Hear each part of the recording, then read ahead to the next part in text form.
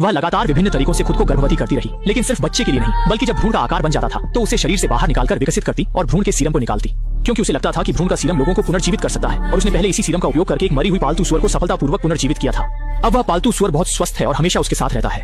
लेकिन एक एनाटॉमी विशेषज्ञ होने के नाते मार्लिन केवल पशु प्रयोगों से संतुष्ट नहीं थी। जीवों के रहस्यों को जानने के लिए उसने यह प्रयोग मानव शरीर पर करने की योजना बनाई। उस दिन अस्पताल में एक छोटी लड़की का शव आया जो गंभीर मेनिंजाइटिस के कारण हाल ही में मरी थी।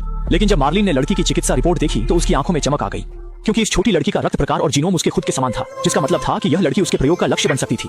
इसलिए उसने अपनी स्थिति का लाभ उठाकर चुपके से लड़की को अपने घर ले जाकर उस पर प्रयोग करने की योजना बनाई। उसी समय लड़की की नर्स माँ अभी भी धूप में डूबी हुई थी और उसे जरा भी पता नहीं था कि उसकी बेटी का शव ले जाया गया है। अगले दिन अपनी बेटी को खोने वाली नर्स जूडी अपनी बेटी को आखिरी बार देखना चाहती थी, लेकिन मार्लिन ने उसे शव देखने की अनुमति देने से इनकार कर दिया, विभिन्न कारणों का हवाला देते हुए। मार्लिन को काम के बाद घबराहट में कार चलाते हुए देख जूडी को शक हुआ और उसने सीधे उसके घर तक पीछा किया। जूडी के पास कोई चारा नहीं था, उसने बस सफाई दी कि उसे पता नहीं था कि उसकी बेटी कहाँ गई थी। लेकिन तभी घर के अंदर अचानक अलार्म की आवाज आई। बिना समय गंवाए जूडी तुरंत अंदर गई और अपनी बेटी को खोजने लगी, और जैसा उसने सोचा था उसने देखा कि उसकी मृत बेटी मार्लिन के घर में प्रयोग का हिस्सा बनी हुई थी। गुस्से में उसने मार्लिन को दीवार पर जोर से धकेल दिया। जूडी अपनी आंखों पर यकीन नहीं कर पा रही थी। उसने बेटी के पैर को छुआ और हैरानी की बात यह थी कि उसकी बेटी ने आश्चर्यजनक रूप से प्रतिक्रिया दी। कोई विकल्प न होने पर मार्लिन को जूडी को सच्चाई बतानी पड़ी। असल में वह चुपके चुपके मृतकों को पुनर्जीवित करने पर शोध कर रही थी। मरी हुई पालतू सुअर को उसने ही पुनर्जीवित किया था, क्योंकि भ्रूण के सीरम से कोशिका पुनर्जीवन हो सकता है। इसलिए मार्लिन ने सोचा कि इंसान की मौत के बाद भी पुनर्जीवित किया जा सकता है। मार्लिन ने कहा कि उसकी बेटी का जीनोम उसके जीन के साथ पूरी तरह से मेल खाता है, इसलिए उसने सोचा कि उसकी बेटी भी जाग सकती है। अपनी बेटी के पुनर्जीवित होने की उम्मीद देखते हुए नर्स जूडी तुरंत वहां आ गई, अपनी बेटी की देखभाल करने लगी, समय समय पर उसे सीरम इंजेक्ट करती रही और उसकी सभी मापदंडों का विस्तार से रिकॉर्ड रखती रही। ये आश्चर्य की बात थी कि भ्रूण का सीरम वास्तव में काम कर गया। कुछ ही दिनों में उसकी बेटी के शरीर के मापदंडों ने चमत्कारिक रूप से सामान्य स्थिति प्राप्त कर ली। जूडी ने तुरंत अपनी बेटी के ट्यूब को हटा दिया। अगले ही क्षण उसकी बेटी सच में सांस लेने लगी। ये देखकर दोनों बेहद उत्साहित हो गए। उनके विचार में उनकी शोध सफल हो चुकी थी, लेकिन जल्दी ही मार्लिन के शरीर में कुछ असामान्य घटनाएं होने लगी। उस दिन वह काम कर रही थी जब उसने अचानक देखा कि उसकी पैंट से बहुत सारा खून बह रहा है। उसके प्रतिक्रिया करने से पहले ही वह जमीन पर गिर गई। जब उसने अपनी आंखें खोली वह अस्पताल के कमरे में लेटी हुई थी। जांच के बाद डॉक्टर ने बताया कि उसका गर्भाशय गंभीर रूप से बैक्टीरिया से संक्रमित है और जीवित रहने का एकमात्र उपाय इसे हटाना है। इसका मतलब था कि अब वह कभी गर्भवती नहीं हो सकेगी। इस खबर को सुनकर मार्लिन का मन टूट गया, क्योंकि अब वह छोटी लड़की को सीरम नहीं दे सकती थी। छोटी लड़की भी ज्यादा समय तक जीवित नहीं रह पाएगी और पहले की गई सभी कोशिशें बेकार हो जाएंगी। उसी समय जूडी ने अचानक देखा कि बिस्तर पर उसकी बेटी अजीब तरीके से बैठ गई और उसे घूरने लगी। डर के मारे उसने जल्दी से अपनी बेटी को गले लगाया और उसे सांत्वना दी। जल्दी ही मार्लिन गाड़ी चलाकर घर लौटी और जूडी को यह खबर दी कि वह अब सीरम नहीं दे सकेगी। जूडी ने कहा कि वह गर्भवती हो सकती है और इस तरह सीरम प्रदान कर सकती है, लेकिन मार्लिन ने कहा कि यह काम नहीं करेगा, क्योंकि उसकी और उसकी बेटी के रक्त प्रकार और जीनोम मेल नहीं खाते। लड़की को जीवित रखने के लिए मार्लिन को अस्पताल में गर्भवती महिलाओं की फाइलें खंगालनी पड़ी। अंततः उसे एक गर्भवती महिला मिली जो छोटी लड़की के साथ मेल खाती थी और कुछ दिनों में उसे एमनियोसेंटेसिस करना था। मार्लिन को तुरंत यह विचार आया कि वह एमनियोटिक फ्लूइड से सीरम निकाल सकती है। उस समय परिणाम में हेर फेर कर दिया जाए ताकि गर्भवती महिला हर महीने अस्पताल आए और एमनियोटिक फ्लूइड निकाला जा सके। हालांकि जूडी को यह तरीका सही नहीं लगा, लेकिन अपनी बेटी को जीवित रखने के लिए जब उस महिला ने एमनियोसेंटेसिस करवाया तो उसने चोरी से उसका एमनियोटिक फ्लूइड ले लिया। लेकिन एक ट्यूब एमनियोटिक फ्लूइड केवल कुछ दिनों तक ही चल सकता है। लगातार एमनियोटिक फ्लूइड प्राप्त करने के लिए उन्होंने गर्भवती महिला की परीक्षण रिपोर्ट में हेरफेर किया ताकि वह लगातार अस्पताल आती रहे और एमनियोसेंटेसिस करवाती रहे जब तक उसका बच्चा सुरक्षित रूप से जन्म नहीं लेता।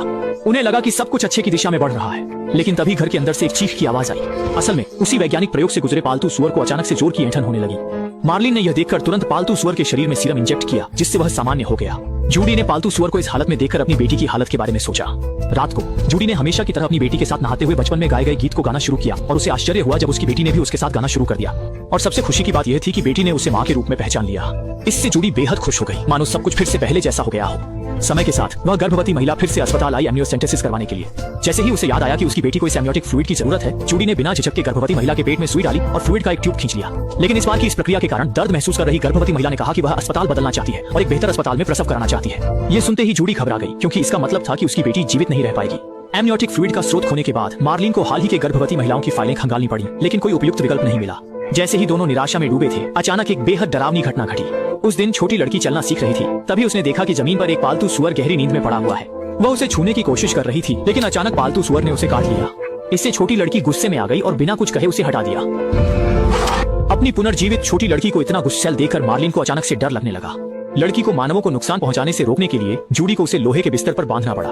उसी समय मार्लिन ने पालतू सुअर की चीरफाड़ के दौरान एक महत्वपूर्ण खोज की। उसने पाया कि पालतू सुअर की उल्टी का कारण उसकी रीढ़ की हड्डी थी, जिसका मतलब हो सकता है कि लड़की की रीढ़ की हड्डी को ठीक कर दिया जाए तो उसे जीवित रहने के लिए एमनियोटिक फ्लूइड पर निर्भर नहीं रहना पड़ेगा। इसलिए अपनी धारणाओं को परखने के लिए उसने जूडी को अपना बोन मैरो निकालने दिया। फिर उसने बोन मैरो को छोटी लड़की के शरीर में इंजेक्ट किया। जाहिर है इस वक्त मार्लिन पूरी तरह से प्रयोग के जुनून में डूब चुकी थी, लेकिन उनके लिए हैरानी की बात यह थी कि उसकी बोन मैरो को लड़की के शरीर में इंजेक्ट करने के बाद भी कोई असर नहीं हुआ।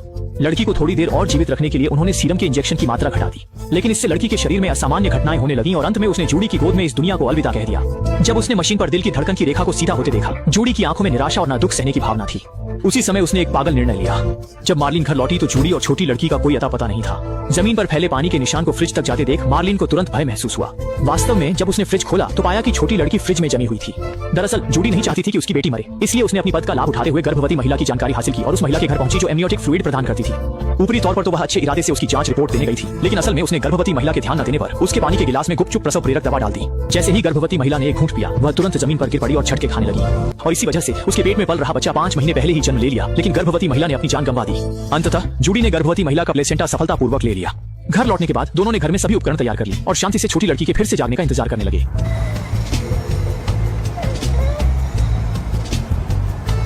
Welcome back baby. यहाँ तक फिल्म समाप्त होती है। नया जीवन पुनर्जन्म। ये फिल्म एक माँ के बारे में है जिसने अपनी बेटी को खो दिया और एक वैज्ञानिक विच्छेदन विशेषज्ञ के बारे में है जो एक निषिद्ध प्रयोग के कारण नैतिकता के खिलाफ जाकर धीरे धीरे पतन के रास्ते पर चल पड़ा। कल्पना करना कठिन है कि मातृत्व और विज्ञान का मेल इतनी विनाशकारी शक्ति को जन्म दे सकता है। ये फिल्म वास्तव में झकझोर देने वाली है।